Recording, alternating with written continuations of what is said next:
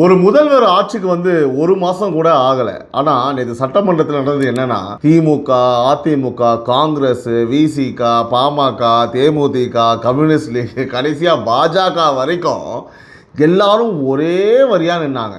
தமிழ்நாடு வரலாற்றில் இப்படி ஒரு காட்சி வந்து எப்போதோ ஒரு முறை தான் நடக்கும் உறவுகளே. அதே நேரத்தில் கர்நாடகா முதல்வர் சிவகுமார் என்ன சொன்னார் தெரியுமா?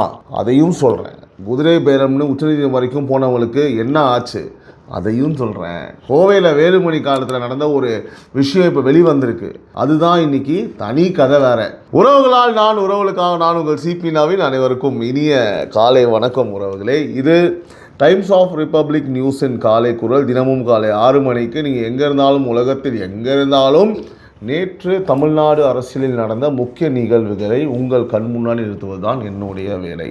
ஸோ இந்த காலைக்குள் நிகழ்ச்சி உங்களுக்கு டெய்லி வரணும், டெய்லி தெரியணும், நோட்டிஃபிகேஷன் வரணும் அப்படின்னா எப்போவுமே நான் சொல்கிறது தான். மறக்காமல் இந்த வீடியோ பார்க்கும்போது சப்ஸ்கிரைப் பண்ணுங்கள், பெல் ஐகான் ப்ரெஸ் பண்ணுங்கள், டக்குன்னு பண்ணிவிடுங்க. அப்போ தான் வந்து பார்த்தீங்கன்னா டெய்லி இந்த வீடியோ உங்களை வந்து சேரும் உறவுகளே. ஸ்ட்ரெயிட்டாக விஷயத்துக்குள்ளே போகலாம். முதல்ல அந்த பெரிய கதைக்கு வருவோம். நேற்று சட்டமன்றத்தோட 2ஆம் நாள் முதல்வர் விஜய் மேகதாதுல கர்நாடகா அணை கட்டக்கூடாதுன்னு ஒரு அரசினர் தனி தீர்மானத்தை வந்து கொண்டு வந்திருக்காரு. காவேரி நடுவர் மன்றம் 2007 உச்சநீதிமன்றம் 2018 சொன்ன தீர்ப்பை வந்து மீறி படுகை மாநிலங்களோட வந்து பார்த்தீங்கன்னா சம்மதம் இல்லாமல் 67 டிஎம்சி தண்ணியை வந்து தேக்கி வைக்கிற மேகதாது அணைக்கு மத்திய அரசு எந்த அனுமதியும் கொடுக்கக்கூடாது.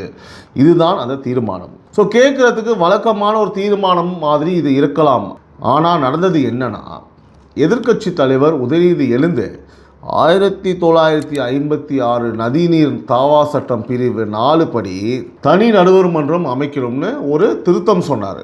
முதல்வர் விஜய் என்ன தெரியுமா பண்ணார்? அது அந்த நொடியே வந்து ஏற்றுக்கிட்டாப்புல. ஸோ அதிமுக சார்பாக எடப்பாடி பேசினார், காங்கிரஸ் பேசிச்சு, விசிகா, பாமக, தேமுக, கம்யூனிஸ்ட் லீக், கடைசியாக பாஜக வரைக்கும் ஆதரவு வந்து கொடுத்தாங்க. ஸோ இப்போ நம்ம இதோட கருத்தை வந்து பார்ப்போம். ஸோ ஒரு புதுசாக வந்த ஆட்சி முதல் தீர்மானத்திலே ஒட்டுமொத்த சட்டமன்றத்தையும் ஒரே வரியில் வந்து நிறுத்துச்சுன்னா அது ஒரு சாதாரண விஷயம் இல்லை உறவுகளே. இங்கே பாயிண்ட் என்னன்னா, விஜய் நான் சொன்னது மட்டும்தான் சரின்னு போகலை. நம்மளுடைய சிஎம், அதாவது உதயநிதி சொன்ன திருத்தத்தையும் கூட வந்து அவர் ஏற்றுக்கிட்டார். எதிரியோட நல்ல கருத்தை ஏற்றுக்கிறது அதுதான் முதிர்ச்சி, அதாவது அரசியல் எதிரி.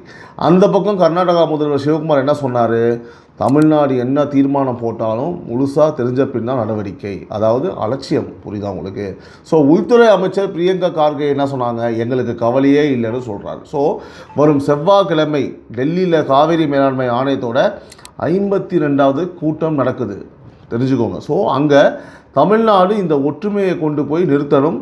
வெறும் தீர்மானம் போட்டால் போதாது, டெல்லியில் அதை ஃபாலோ பண்ணும்போது தான் இதற்கு உயிர் வரும். அதை கவனிப்போம். நீங்கள் தொடர்ந்து காலை குரலில் ஃபாலோ பண்ணுங்கள். நான் உங்களுக்கு வந்து தொடர்கதையில் சொல்கிறேன் நடந்ததுன்னு சொல்லிட்டு. அடுத்தபடியாக இது நம்முடைய சிஎம் விஜயோட அரசுக்கு ஒரு மிகப்பெரிய நிம்மதி பெருமூச்சாக இருக்கும். மதுரையை சேர்ந்த கே ரமேஷ்னு ஒருத்தர் தாவேகா ஆட்சி அமைக்க 1000 கோடி கணக்கில் வந்து குதிரை பேரம் நடந்திருக்கு, சிபிஐ விசாரணை போடணும், தமிழ்நாட்டில் குடியரசுத் தலைவர் ஆட்சி வர வேண்டும் அப்படின்னு சொல்லிட்டு உச்சநீதிமன்றத்தில் ஒரு மனு போட்டிருந்தார்.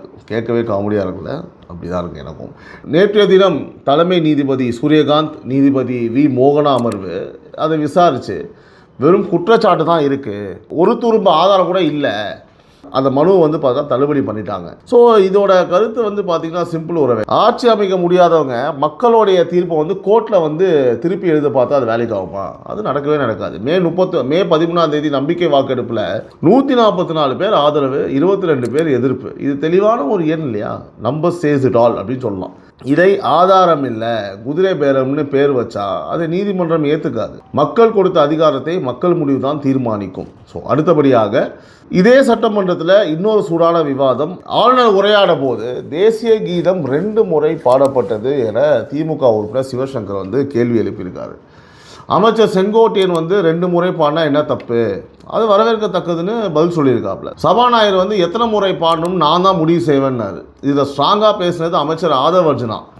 அரசோட எந்த நிகழ்ச்சியாக இருந்தாலும் தமிழ்தாய் வாழ்த்து தான் முதல்ல.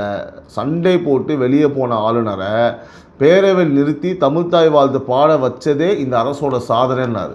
ஸோ அதே விவாதத்தில் திமுகவோட சிவசங்கர் வந்து இயக்குனர் அட்லி நல்ல காட்சிகளை வெட்டி ஒட்டி இட்டு கொடுப்பாரு. அது மாதிரி வாக்குறுதி வச்சு ஆட்சியை கிண்டல் பண்ண ஆரம்பிச்சிட்டாப்ல நம்மளுடைய சிவசங்கர். ஓகேவா? ஸோ அதுக்கு அமைச்சர் ராஜ்மோகன் வந்து பிளாஸ்ட் அடித்தாப்புல. அட்லிக்கும் சட்டமன்றத்துக்கும் என்னையா சம்மந்தம்? எங்கள் தலைவர் மக்கள் சேவைக்காக திரையில் வந்து இங்கே வந்து அரசியல் பார்த்துட்ருக்காரு. சரியா?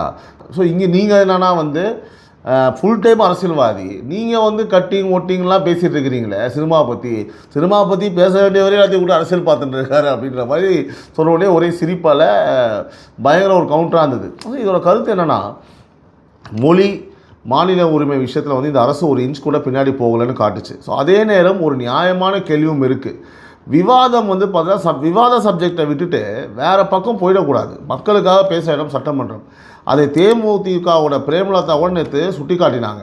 பேரவை நேரம் வந்து பார்த்தீங்கன்னா புகழ்ந்து பேசுறதுலையோ துதி பாடுறதுலையோ வீணாகக்கூடாது, முழு நேரலையும் வந்து காட்டுங்க அப்படின்னு சொன்னாங்க. ஸோ அந்த கோரிக்கையும் நியாயமானதாக இருந்தது.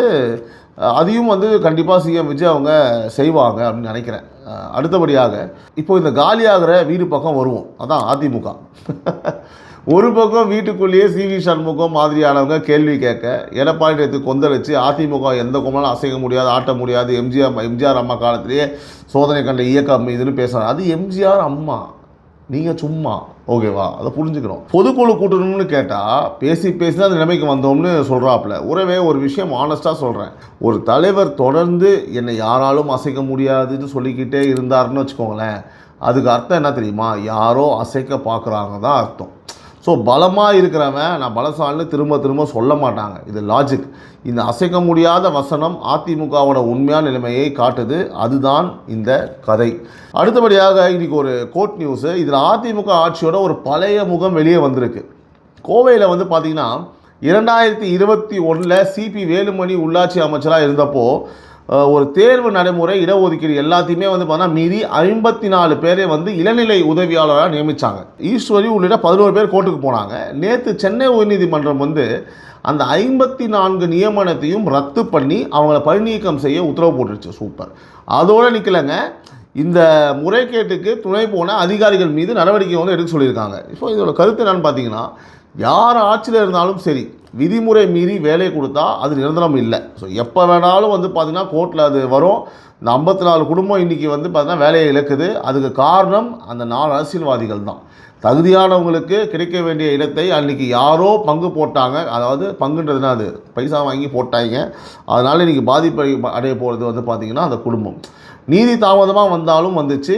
ஆனால் நீதி நின்று விட்டது, ஜெயித்து விட்டது எப்போதும் போல். அடுத்தபடியாக இப்போ இந்த ஒரு விஷயத்தை வந்து நேர்மையாக சொல்லணும். இது நம்முடைய சிஎம் விஜயனுடைய அரசு கவனிக்க வேண்டிய ஒரு பக்கம். தாம்பரம் காமராஜபுரம் பகுதியில் நேற்று பெண்களும் மாணவர்களும் சாலை மறியலில் வந்து ஈடுபட்டிருக்காங்க. ஸோ காரணம் வந்து பார்த்திங்கன்னா 15 நாளாக அடிக்கடி ஒரு நாளைக்கு 4 மணி நேரத்துக்கு மேலே வந்து மின்தடை வந்து போகுதுன்னு சொல்லிட்டு ஒரு பிரச்சனை. ஸோ போலீஸ் வந்து தான் வந்து பேசி அதை கலைச்சாங்க. உறவே நாம் எப்பவும் சொல்கிறோம், பிடிச்சா பாராட்டுவோம், தப்புனா தப்புன்னு தான் சொல்லுவோம். ஸோ ஒரு பக்கம் அரசு 15,000 கோடி மின் கட்டமைப்பு திட்டம்னு பேசுது. ஆனால் தரைமட்டத்தில் தாம்பரத்தில் மக்கள் இருட்டில் உட்காந்துட்டு இருக்காங்க. ஸோ திட்டம் வேறு, கிரவுண்ட் ரியாலிட்டி வேறு.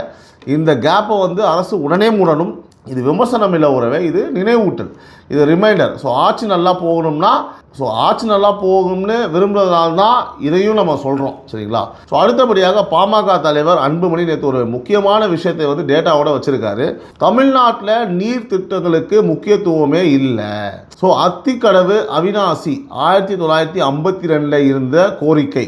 ஓகேங்களா? ஸோ அதாவது 1952 இந்த கோரிக்கையாம் இன்னும் முழுசாக முடியலை. காவேரி குண்டாறு திட்டம் வெறும் 3% தான் ஆகியிருக்கு. மகாராஷ்டிரா, மத்திய பிரதேசம், கர்நாடகா மாதிரி மாநிலங்கள் நீர் திட்டத்துக்கு 80,000 கோடி 1,00,000 கோடி செலவு பண்ணும்போது தமிழ்நாடு வெறும் 2,800 3,000 கோடி தான் போடுது. 1967 இருந்து இன்னைக்கு வரைக்கும் வேளாண் நிலம் வந்து 14% வந்து குறைஞ்சிருக்கு. ஸோ இது எண்கள் வந்து, ஆனால் இந்த எண்கள்லாம் உண்மையாக யோசிக்க வைக்குது இல்லையா? ஸோ மேகதாதுல கர்நாடகா தண்ணியை தடுக்குதுன்னு சண்டை போடுறோம், சரிதான். ஆனால் நம்ம ஊருக்குள்ளே கடலில் வீணாக போன தண்ணியை தேக்க நிதி இணைப்பு பண்ண நாம் என்ன பண்ணுறோம்? இந்த கேள்வி கட்சியை கடந்தது. ஸோ தேமுதிகவை சார்ந்த பிரேமலதாவும் நேற்று இதே தான் வந்து சொன்னாங்க. பக்கத்து மாநிலத்துக்கிட்ட கேட்டுக்கிட்டே இருக்காம தமிழ்நாடு வந்து தன்னிறைவு மாநிலமாக ஆகணும் அப்படின்றது தான் பாயிண்ட். ஆக்சுவலி இது அரசு சீரியஸாக எடுக்க வேண்டிய ஒரு பாயிண்ட் தான். பிரேமலதா அவர்கள் பேசும்போதும் அதை வந்து ரொம்ப உன்னிப்பாக கவனித்து அதை அக்னாலேஜ் பண்ணார் திரு சிஎம் அவர்கள். இதை வந்து பார்த்திங்க அப்படின்னா நிச்சயமாக இந்த ஒரு விஷயம் வந்து யார் நம்ம அன்புமணி ராமதாஸ் சொன்னது வந்து ரொம்ப லாஜிக்கலாக இருக்குது உறவுகளே. நம்ம வந்து பார்த்திங்க அப்படின்னா மற்ற விஷயத்தை கையிலேயே வெண்ணையை வச்சுட்டு நெய்க்கு அலைஞ்ச கதையாக இருக்குது அவர் சொல்கிறது. அப்படி தான் இருக்குது. இது ஒரு பெரிய ப்ராஜெக்டாக தான் இருக்கும். நம்ம வந்து அப்படியே சொல்லிட்டு போயிட முடியாது அவர் சொல்கிறனால. பட் இதுக்கு இம்பார்ட்டன்ஸ் கொடுத்து இதை ஸ்டார்ட் பண்ணி இதை உட்காந்து வந்து முடித்தாங்க அப்படின்னா தண்ணீர் பிரச்சனை நம்மளுக்கு இருக்காது அப்படின்றது தான் பாயிண்ட்டு. இந்த அரசு என்ன செய்யுதுன்றதை நம்ம பார்ப்போம். ஸோ ஒரு கவர்னன்ஸ் அப்டேட் நான் அதையும் பண்ணிடுறேன். இந்த கூட்டுறவுத்துறை வந்து நேற்று ஒரு உத்தரவு போட்டிருக்கு. ரேஷன் கார்டில் இருக்கிற ஒவ்வொரு குடும்ப உறுப்பினருக்கும் கைரேகை ஆதார் இணைப்பு கட்டாயமாக பண்ணணும். தமிழ்நாட்டில் வந்து பார்த்தீங்கன்னா 2.20 கோடி கார்டு வந்து இருக்குது. 24,000க்கும் மேல் வந்து பார்த்தீங்கன்னா நியாய விலை கடை இருக்குது. ஸோ 1.11 கோடி குடும்பம் நேரடியாக பயன்பெறுது. ஸோ நோக்கம் வந்து பார்த்திங்கன்னா இறந்தவங்க பேரை நீக்கி முறைகேட்டை கள்ளச்சந்தையை தடுக்கிறது தான். ஸோ இதுதான் வந்து பாயிண்ட்டு. நல்ல ஒரு விஷயம். ஆக்சுவலாக உண்மையாக சொல்லவா, இன்றைக்கி எனக்கு கூட கால் வந்ததுங்க. ரேஷன் கடைக்கு வந்து ஃபிங்கர் பிரிண்ட் வந்து வச்சுட்டு போக சொல்லிட்டு இது உண்மை. ஸோ கருத்து வந்து பார்த்திங்கன்னா யோசனை அதுதான், கசிவை தடுக்கணும். ஆனால் ஒரு நடைமுறை கேள்வி இருக்குது. ஒவ்வொரு மாதமும் வீட்டில் இருக்கிற எல்லாரும் கடைக்கு போய் கைரேகை பதிவு பண்ணுவாங்களா அப்படின்றது தெரில. வயசானவங்க படுத்த படுக்கையாக இருக்கிறவங்களாம் என்ன பண்ணுவாங்கன்றதை பார்க்கணும். அதனால் திட்டம் நல்லது. ஆனால் அமலப்படுத்தும் போது அதை வந்து இம்ப்ளிமெண்ட் பண்ணும்போது சாதாரண மக்களுக்கும் சிரமம் வராமல் வந்து பார்த்துக்கணும். அதை வந்து அரசு கவனிக்கணும். அதை வந்து அவங்க ஹேண்டில் பண்ணுவாங்க நம்புகிறோம். அடுத்தபடியாக 9 வருஷமாக இழுபறிப்பட்ட ஒரு வழக்கில் நேற்று ஒரு திருப்பம். 2017 நடந்த கொடநாடு எஸ்டேட் கொள்ளை வழக்கு இருக்கு இல்லையா, கடந்த 5 வருஷமாக அரசு தரப்பு வழக்கறிஞராக இருந்த ஷாஜகான், கனகராஜ் 2 பேரும் ராஜினாமா பண்ணிட்டாங்க.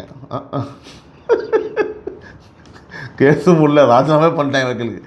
ஸோ நேற்று உதகை மாவட்ட நீதிமன்றம் புதிய சிறப்பு வழக்கறிஞரை வந்து நியமிக்க சொல்லி அரசுக்கு பரிந்துரை பண்ணி வழக்கை ஜூலை 17க்கு ஒத்தி வச்சது. சிஸ்டம் ஒன்றும் புரியலைங்க. கொடநாடு வழக்குனா அது வெறும் ஒரு கொலை வழக்கு இல்லைங்க. அதோட பின்னாடி வந்து எத்தனையோ கேள்விகள் இருக்குது. 5 வருஷமாக வாதாடினாங்க, திடீர்னு ராஜினாமா பண்ணுறாங்கன்னா அதுக்கு பின்னாடி என்ன இருக்குது? இப்போ புதுசாக வழக்கறிஞர் வராங்க. ஸோ விசாரணை வேகமாக எடுக்குமா, இல்லை இன்னும் இழுக்குமா, இல்லை அதை வேகப்படுத்துறது தான் இந்த மாற்றமா? ஜூலை 17 பார்ப்போம். இந்த வழக்கை நம்ம தொடர்ந்து கண்காணிப்போம். நான் உங்களுக்கு அப்டேட் தரேன் காலை குரலில். அடுத்து ரொம்ப முக்கியமான செக்மெண்ட் தொடர்கதை. பழைய வழக்கு இன்னைக்கு அப்டேட், ஓகேங்களா? ஸோ அதில் கடைசியாக நம்ம தொடர்கதையில் சில நாள் முன்னாடி இந்த கும்மிடிப்பூண்டி பக்கத்தில் நடந்த அந்த சோகமான சம்பவத்தை நீங்கள் நினைவு வச்சுருப்பீங்க. ஒரு 3 வயது குழந்தைக்கு நடந்த கொடுமை. அன்றைக்கி நம்ம இங்கே பேசினப்போ குற்றவாளி யாராக இருந்தாலும் சட்டத்தோட பிடியில் வரணும்னு சொன்னோம்.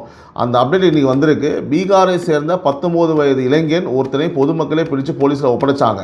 போலீஸ் வந்து அவனை 1 நாள் காவல் எடுத்து விசாரித்து வராங்க. உறவே இந்த விஷயத்தில் நம்ம ஒன்று மட்டும் சொல்லணும். இது வந்து எந்த மாநிலம் எந்த மொழிக்காரங்கிறது இல்லை பாயிண்ட்டு.